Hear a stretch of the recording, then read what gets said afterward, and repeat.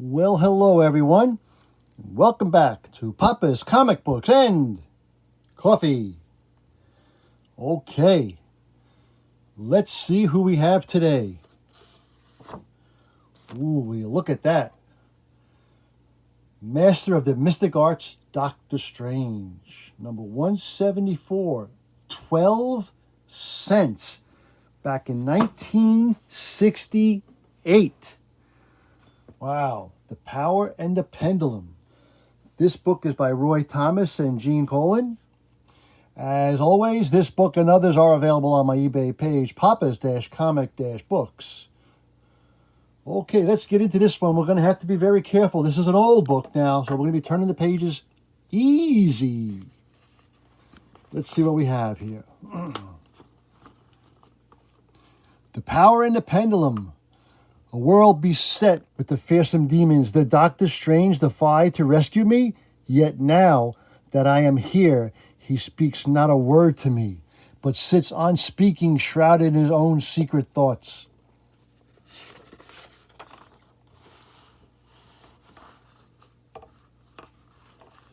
Yeah, we gotta be careful with this book. However, in the beauteous mystic made, but knew the true nature of that apparent brooding, you were wise to bring Clea to our sphere, my son, but forget not that she can never return to her own long-conquered dimension, not while Dormammu yet stalks the byways between the worlds. From far-off Tibet, my aged mentor confirms what in my heart I knew. Then there is only one course of action I may pursue for the present. Clea, we must find a dwelling place for you, somewhere that you shall be safe while you sojourn here on earth, and yet be free to build a new life for yourself. Nothing would please me more, my beloved. I have wronged him. His knitted brow, his deep concern were for my well-being, while in the darkness nearby stands Victoria Bentley. I would have braved 1,000 realms unknown to have been thus the object of his attention. Yet his very thought is only the silver-tressed Clea, while I stand merely in the shadow of his love, and that's how it will always be. Before we go there is one matter that must be attended to. I am here, master, though perhaps your eyes see nothing except our lovely guest. Enough, faithful one. Clea will need clothes after I find her a suitable apartment. I anticipate your desires, master, and already, while you have mused away the hours, I have acquired several everyday garments for Miss Clea. I humbly hope that she will look with favor upon them. She is, I trust, a size 7. At times, my friend Wang, I am unsure as to which of us is truly the worker of magic.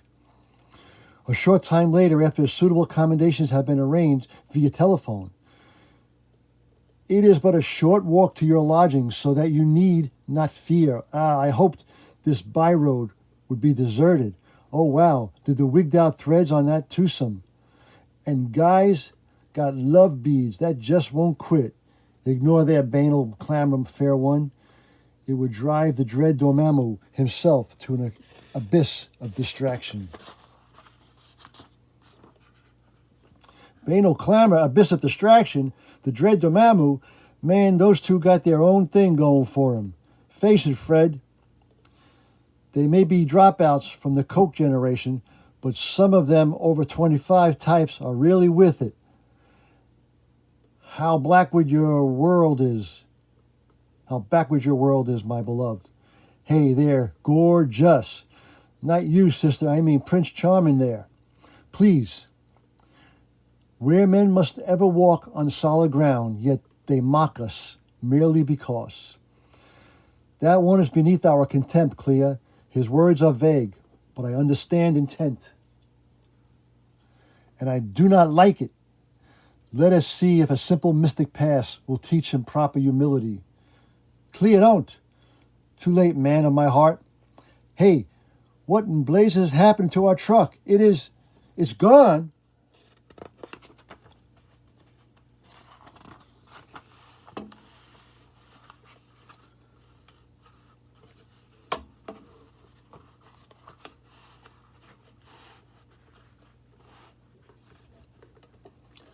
Then, as the shimmering whirlpool of incandescence fades into the night air, that dame, I don't know how, but she zapped our truck, and it clean disappeared. You dare come call me such ill? What are you, lady, some kind of witch? No! We must edge away before no use. They're rushing us like maddened hounds. She's got to be a witch. That's the only answer. Grab her, and that weirdo with her. Down the alleyway, Clea, where the darkness will shield what I must do. Why must we fear two lone mortals? It is not that I am afraid of them, fair one. It is merely, to use their own phrase, that I don't wish to get involved. Then as the levitating sorcerer makes a arcane gesture, murmurs an archaic phrase. What the Sawhill? Can't seem to remember. Why we were running just now. Then let's can it, Charlie, and get back to the truck, which by the by was safely waiting for them. Leave no loose ends, Lee. Soon, in a luxurious building not far away. These lodgings are much to my liking. But why did you not wish me to use my powers against those irksome ones? Because mankind is prone to panic, to fear, and hate that which it cannot comprehend. Nor could your few powers protect you from long against the sinister specter of mob violence. Besides, it would complicate my mission, too. Hold this message from the desk. Wang phoned ahead to tell me of a certain telegram, and he feels it may be most urgent. I must go, but Wang will care for you until I return. And now, unless there are something I have forgotten, there is my resistant rescuer, an earthly custom, one which has intrigued me. Uh-oh, they kiss. That's the custom, huh?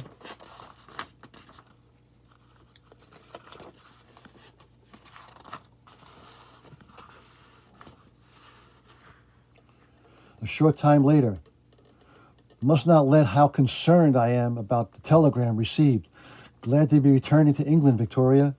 Oh yes, though it's been only a few days since I was here. And since you say you're going there at the same time, I don't even mind that. We're going to by plane rather than by mystical space warp. How much do you know about the man who contacted me, Victoria? About the man called Lord Necron? Very little, I'm afraid, except that he is descended from royalty on the continent. You can imagine why he should have summoned you to mysteriously, Doctor Strange. My apologies. For a moment, I became lost in thought.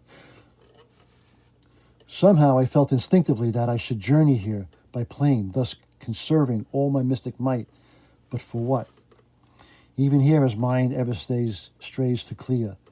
He'll never be mine, never. There, Doctor, is the place we seek.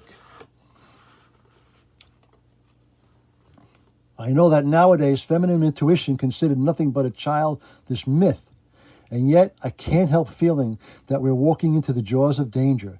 Still, it's only an old castle, isn't it? Do not totally discount your instinctive fears, Victoria, until we learn what awaits us behind those foreboding time-worn stones. Ah, my guest of honor appears to have arrived. Yet he brings someone with him, a girl. No matter, there is room for all within the walls of Castle Necron. I would have felt better, Victoria, if you had gone straight to your own country estate. Still, perhaps my fears and your own are merely empty phantoms of our minds. At any rate, we shall know soon enough. Ah, Doctor Strange, I presume. Welcome to the humble abode of Lord Necron. But I'm afraid I do not recognize the young lady. May I introduce my lord, Miss Victory Bentley.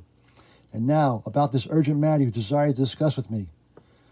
In good time, my dear doctor, in good time. First, I must offer you the hospitality of my home after your long journey.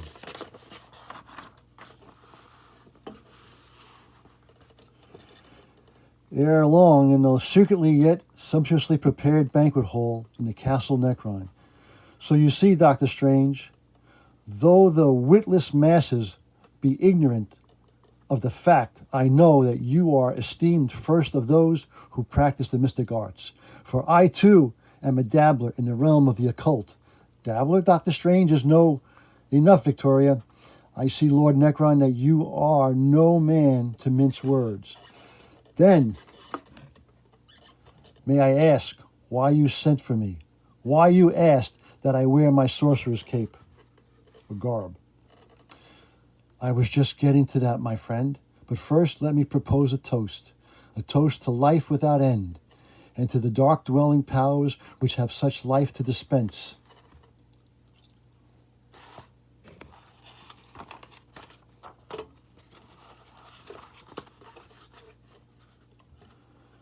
Your cup is still full, my dear doctor. Did you find my little toast offensive to your ears? Aye, Nacron. Only one should hold the awesome power of life and death. And that one, Victoria, what's wrong with you? You seem so suddenly pale. I feel faint. That drink, quite perceptive, young lady. It was indeed drugged.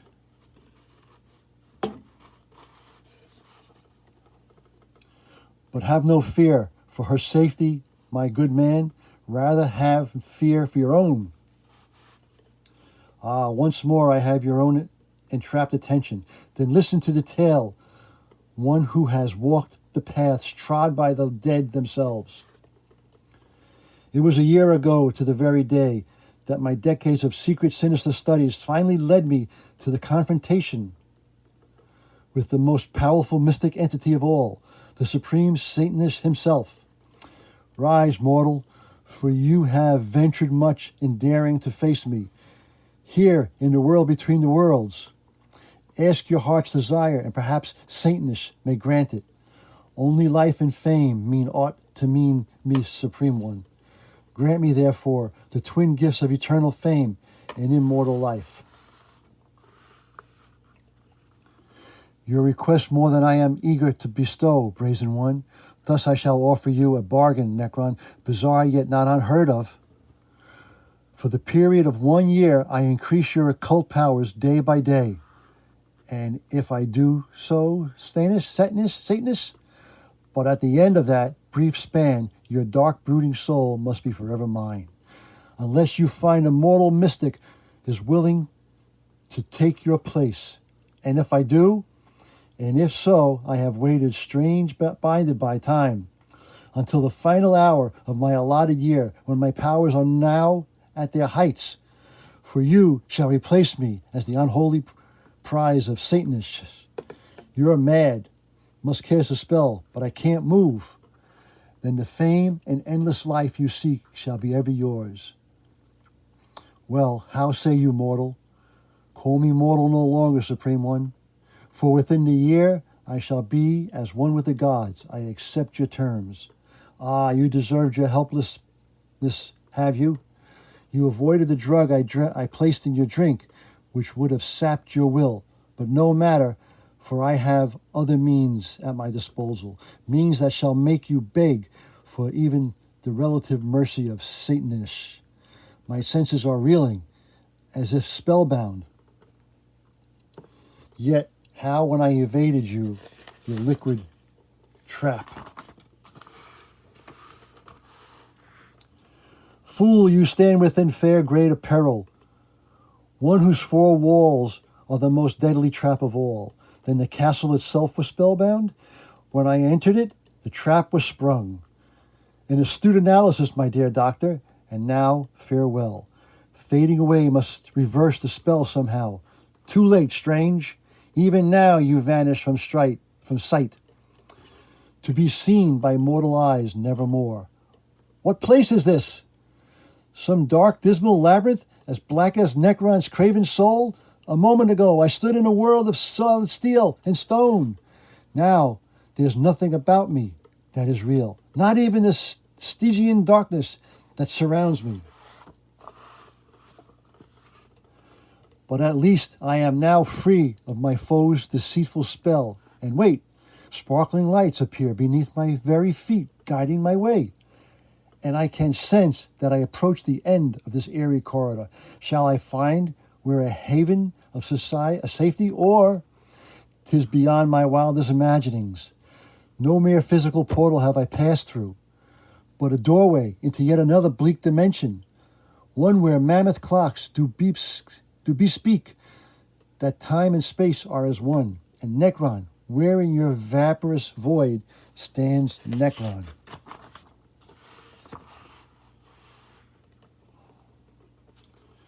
Look beneath your feet, doltish one, and behold the twin faces all-destroying time, and of your inescapable nemesis. By the dread of Viper's Valtor, the face of the timepiece on which I stand is the face of Necron. And even as I speak, razor-sharp pendulums swoop low above my very head. Gaze about you, strange, the most of men have but dimly glimpsed such hidden realms, through the dust-laden windows of their ordered minds. You are the first who shall be privileged to die therein. Count not your triumphs so hastily, Necron. May the Vasante guide my step. Each pendulous blade becomes an arcing ray. Dodge, fool. With all your puny skill, your desperate dance can but end in death, like some dire, deadly laser.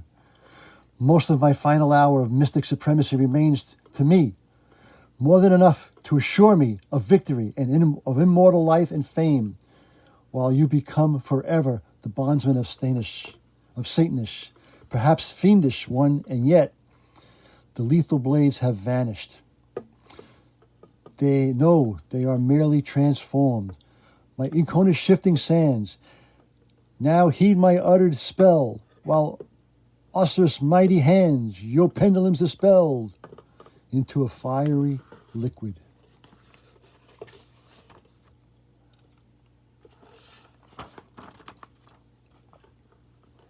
Then suddenly, before even the briefest incarnations can be spoken, the liquid cascades upon the blazing torrents.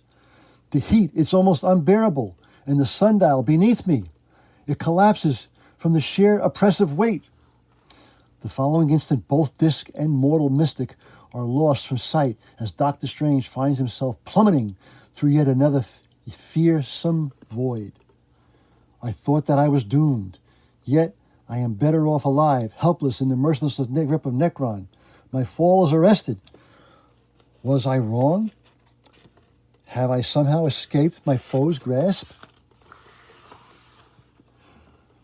Hardly my hapless rival, I simply wish you to know the many forms that death may take in this dimension, so that you shall plead to be my surrogate when comes to my Satanish. That hour you shall never behold, villain. Nay, not through you, not though you ought to have outlived the hoary hosts of Hoggoth themselves. If only I can reach him, lay my hands upon him. Crawl, Strange, grovel before me like the overrated charlatan you truly are. You shall but enmesh yourself more securely in the tendrils of time. They encircle me like things alive.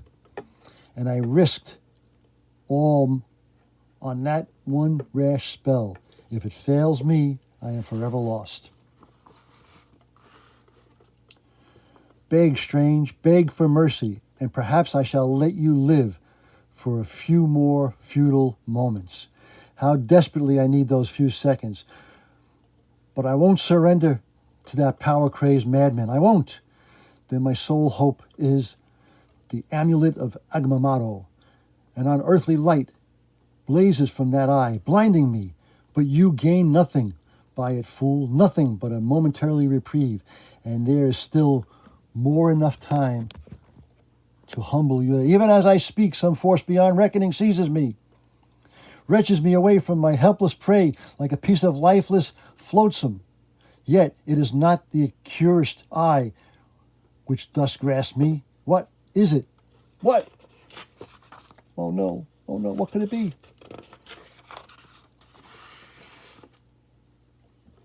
Then, as the spell-driven tendrils fall away, releasing the form of Doctor Strange, in the twinkling of an eye, Necron, you shall have your answer, but it shall not be one that you will relish. It is time, mortal. You were given 1 year to find another, to shoulder your doom, and you have failed. Satanish, no, the hour that remained to me cannot have elapsed so quickly. You are mistaken, Supreme One, mistaken. You dare accuse Satanish himself of mere mortal infallibility? Brazen One? For that your punishment shall be increased by 100-fold. Don't. Have mercy, mercy. There can be no mercy, human, for one who has lost a wager with the Supreme One. Now, come into my vaporous venom, dripping void forevermore. No, by all that's unholy, no. As for you, Stephen Strange, you shall find that others in your world have struck such blasphemous bargains with Stanish. Return from whence you came, and see how long you survive. Everything about me comes hazy, but in the cosmos, which he himself created, there is none to heed Necron's fading plea. There is not even the taunting mockery of an echo. Dr. Strange, what happened? I remember a toast and then nothing. And now it is distinct once more. I'm back in the castle Necron. Do not be alarmed. There is no danger now. And our evil host never suspected Victoria. That my single spell made time go faster till Necron's last allotted hour had fled. Nor could I have done such a thing, but in a world of time gone mad. Then Necron's sole victory was over himself. Not long afterward, when Victoria is safe in her beloved London, this psychic sphere will carry me swiftly home. Fare there, well, till we meet again. Farewell, Dr. Strange, and may that day come soon. Bada bing, bada boom. And there is a page missing out of the back of this. That's how old this book is. That was Doctor Strange, The Power of the Pendulum, number 174, 12 cents, back in 1968. Well, I hope you liked it. If you did, give me a thumbs up. If you didn't, give me a thumbs down. Tell me what I did wrong, okay? Tell me what I could do right. All right. As always, this book is available on my eBay page, Papa's-Comic-Books. And as I always say... That was easy. And until next time, Papa is out.